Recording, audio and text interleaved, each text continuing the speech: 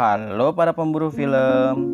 Di kesempatan kali ini, Ruang Movie akan merangkum sebuah film yang berjudul Greta yang rilis pada tahun 2018. Film ini bercerita tentang seorang gadis muda yang bernama Francis, di mana pada suatu hari Francis berkenalan dengan seorang wanita asing yang bernama Greta. Hingga pada suatu hari Francis selalu diteror oleh Greta. Apa sebabnya? Daripada penasaran, kita langsung saja ke ceritanya.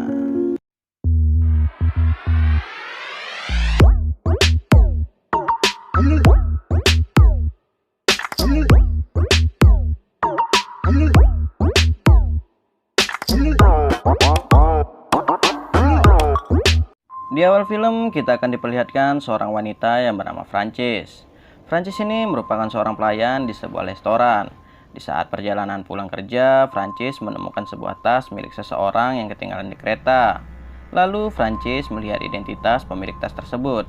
Karena saat itu Francis lelah, maka ia memutuskan untuk mengembalikan tersebut esok hari. Di apartemen, Francis tidaklah tinggal sendirian.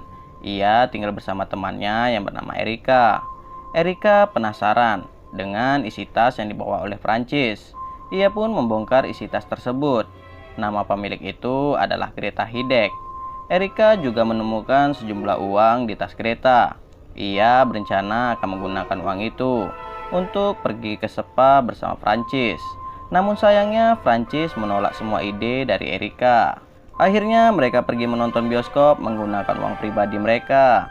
Di sana Francis sangat bersedih karena ia ingat saat momen-momen bersama ibunya. Namun kini ibunya sudah meninggal. Keesokan harinya Francis mencari alamat Greta guna mengembalikan tas miliknya yang tertinggal di kereta kemarin. Sesampainya di rumah Greta, Francis disambut hangat oleh Greta. Greta pun menawarkan secangkir kopi untuk Francis. Di sana Greta mengatakan ia memiliki suami yang bernama Christoph dan seorang anak yang bernama Nicola. Greta juga mengatakan bahwa ia selalu diajarkan bermain piano oleh suaminya. Namun 6 bulan yang lalu suaminya meninggal dunia. Greta juga dulunya memiliki seekor anjing. Lalu Francis menawarkan untuk mencari anjing yang baru. Francis ini sangat suka dengan anjing karena dulu ibunya sangat menyukai anjing. Awalnya Greta menolak. Lalu Francis mengatakan, jika ia ingin memiliki seekor anjing, silakan saja menghubungiku. Di sanalah mereka akhirnya saling tukar nomor telepon. Beberapa hari kemudian Greta akhirnya menghubungi Francis. Greta mengatakan bahwa ia tertarik untuk memelihara seekor anjing lagi. Mereka pun janjian hari Sabtu untuk mencari seekor anjing. Di hari Sabtu pun mereka pergi mencari seekor anjing baru. Di sana Greta menemukan anjing baru untuknya yang bernama Morton. Di perjalanan pulang mereka berkenalan lebih dalam lagi. Bahkan Francis menceritakan tentang kematian ibunya ke Greta. Keesokan paginya, Greta mengajak Francis untuk ketemuan di sebuah gereja. Kali ini giliran Greta yang menceritakan tentang dirinya, bahwa dulu setiap hari Jumat, suaminya sering mengajak dia ke gereja. Setelah itu, Greta menelpon anaknya yaitu Nicola, yang saat ini berada di Paris. Hubungan mereka pun semakin dekat, di mana mereka saat ini saling membutuhkan. Bahkan Francis menolak ajakan Erika untuk pergi bersenang-senang.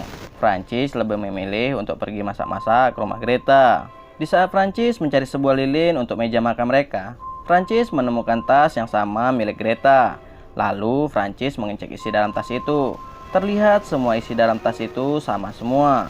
Tak hanya itu, di belakang tas itu terdapat nama dan nomor HP yang berbeda-beda. Bisa kita simpulkan bahwa itu korban Greta yang sebelumnya.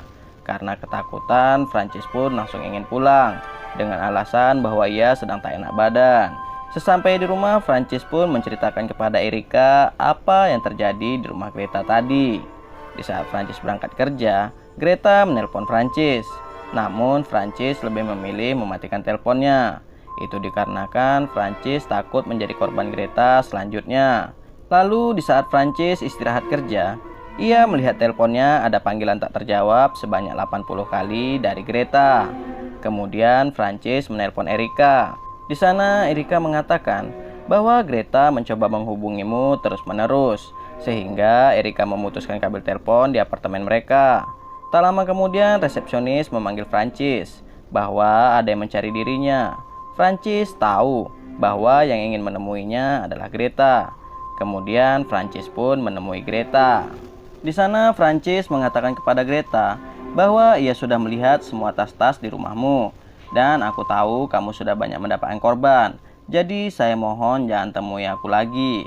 Di sana Greta mencoba menjelaskan ke Francis mengenai tas-tas itu.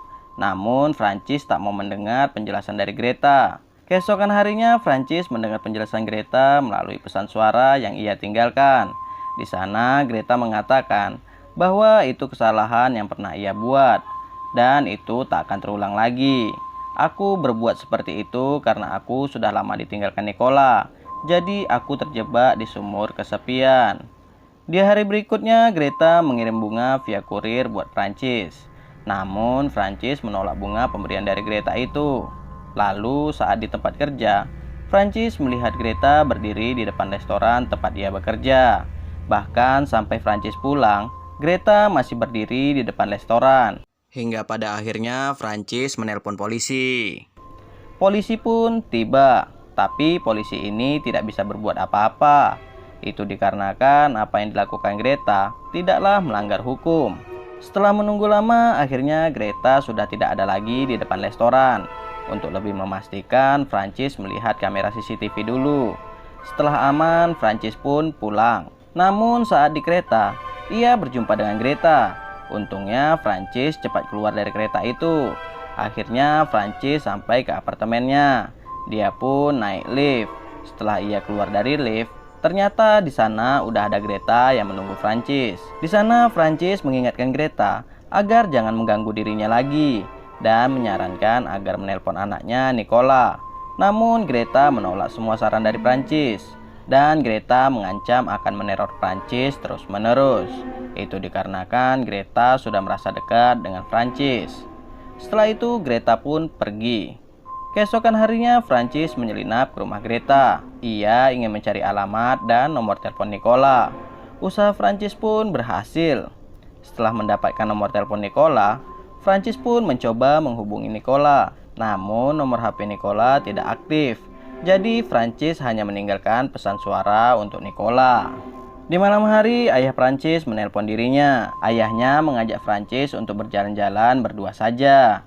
Tak lama setelah itu, Francis mendapat pesan dari Greta, yaitu sebuah foto Erika.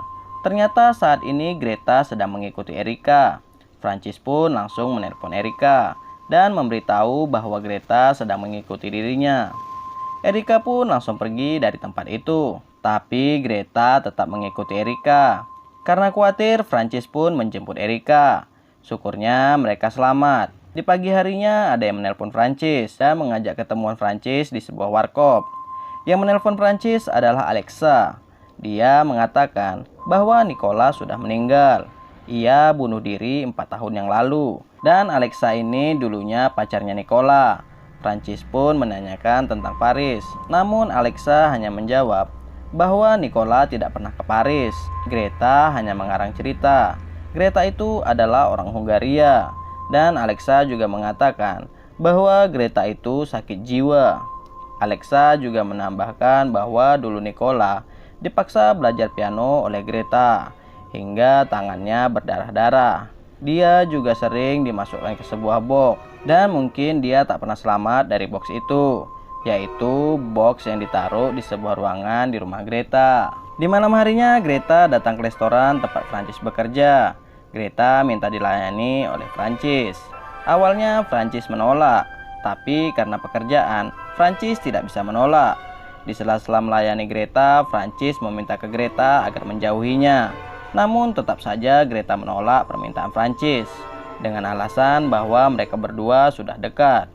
Akhirnya Francis menyuruh temannya untuk memanggil polisi. Setelah itu Greta dengan sengaja menjatuhkan gelas dan menyinggung masalah ibu Francis yang sudah meninggal. Tak hanya itu, di sana Greta juga membuat keributan. Alhasil Greta pun diseret ke kantor polisi. Keesokan harinya Francis mendapat kabar dari polisi bahwa Greta sudah dibebaskan. Kemudian Erika memberi saran ke Francis untuk meminta maaf ke Greta dan mintalah kepada dia secara baik-baik untuk menjauhimu. Francis pun menyetujui dan ia pergi menemui Greta. Di sana Francis meminta maaf. Sekalian dia pamitan bahwa ia akan pergi liburan bersama ayahnya. Akhirnya Greta memaafkan Francis dan akan menjauhi Francis. Di pagi harinya pun ayah Francis menjemputnya dan menunggu Francis di lantai bawah apartemen. Sementara itu Francis pun akan menemui ayahnya di lantai bawah. Saat Francis di lift, dia berhalusinasi bahwa lift itu semakin mengecil dan menjepit tubuhnya. Di saat Francis tersadar, dirinya sudah berada di dalam box di rumah Greta. Ternyata Greta sudah membius Francis dan menculik Francis. Di sana Greta juga mengatakan, "Kau akan bernasib sama dengan Nicola." Francis dikurung di ruang rahasia, tempatnya di belakang piano. Ayahnya Francis semakin khawatir dengan Francis. Ia selalu menghubungi Francis, namun gagal. Greta dengan licik mengirim foto Francis dan Erika ke ayah Francis. Kemudian Greta juga mengirim foto Erika bahwa Francis sedang snorkeling bersama ayahnya. Itu semua dilakukan agar tidak ada yang curiga. Tapi ayah Francis tetap curiga. Hingga pada akhirnya ayah Francis datang ke apartemen Francis. Di sanalah Erika menyadari bahwa Francis sudah diculik oleh Greta. Sementara itu Francis dipaksa untuk menjadi anak Greta. Greta dipaksa mengajari Francis untuk belajar piano, makan yang bukan kesukaannya, dan lain-lain. Sedangkan ayah Francis menyewa seorang detektif untuk menangkap Greta dan menyelamatkan Francis.